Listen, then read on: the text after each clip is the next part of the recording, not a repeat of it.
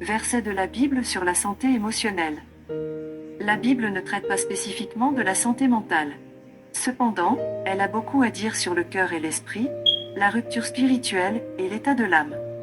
La santé mentale est essentielle parce qu'elle affecte tout l'être. Surtout, gardez votre cœur, car tout ce que vous faites en découle. Proverbe 4, 23. Philippiens 4, 6 et 7. Ne vous inquiétez de rien. Mais en toute chose faites connaître vos besoins à Dieu par des prières et des supplications, avec des actions de grâce. Et la paix de Dieu, qui surpasse toute intelligence, gardera vos cœurs et vos pensées en Jésus-Christ. Proverbe 17, 22. Un cœur joyeux est un bon remède, mais un esprit abattu dessèche les os. Galates 5, 22 et 23. Mais le fruit de l'esprit, c'est l'amour, la joie, la paix, la patience, la bonté, la bénignité, la fidélité, la douceur, la tempérance. La loi n'est pas contre ces choses.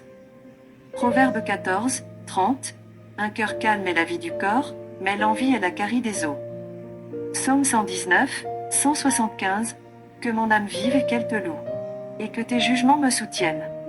Proverbe 3, 4. Confie-toi en l'Éternel de tout ton cœur, et ne t'appuie pas sur ta sagesse. Proverbe 23, 4. Ne te tourmente pas pour t'enrichir, n'y applique pas ton intelligence. Romains 12, 2. Ne vous conformez pas au siècle présent, mais soyez transformés par le renouvellement de l'intelligence, afin que vous discerniez quelle est la volonté de Dieu, ce qui est bon, agréable et parfait. 1 Timothée 4, 8. Exerce-toi à la piété.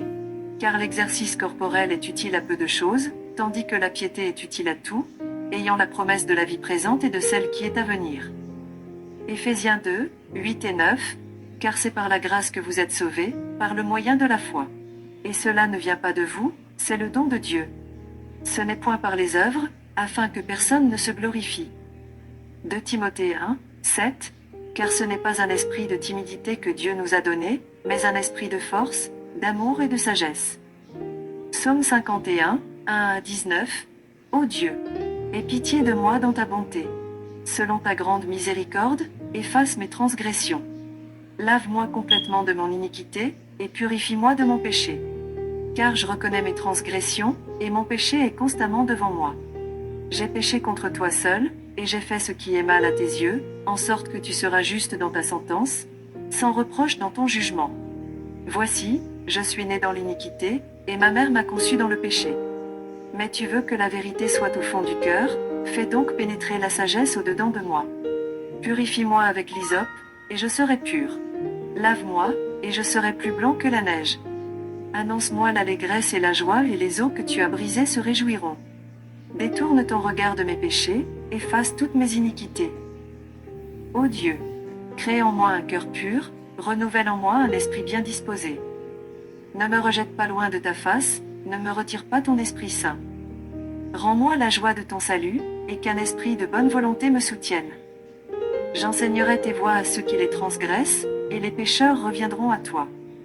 Ô Dieu, Dieu de mon salut, délivre-moi du sang versé, et ma langue célébrera ta miséricorde. Seigneur, ouvre mes lèvres, et ma bouche publiera ta louange. Si tu eusses voulu des sacrifices, je t'en aurais offert. Mais tu ne prends point plaisir aux holocaustes. Les sacrifices qui sont agréables à Dieu, c'est un esprit brisé, ô Dieu. Tu ne dédaignes pas un cœur brisé et contrit. Répands par ta grâce tes bienfaits sur Sion, bâtis les murs de Jérusalem.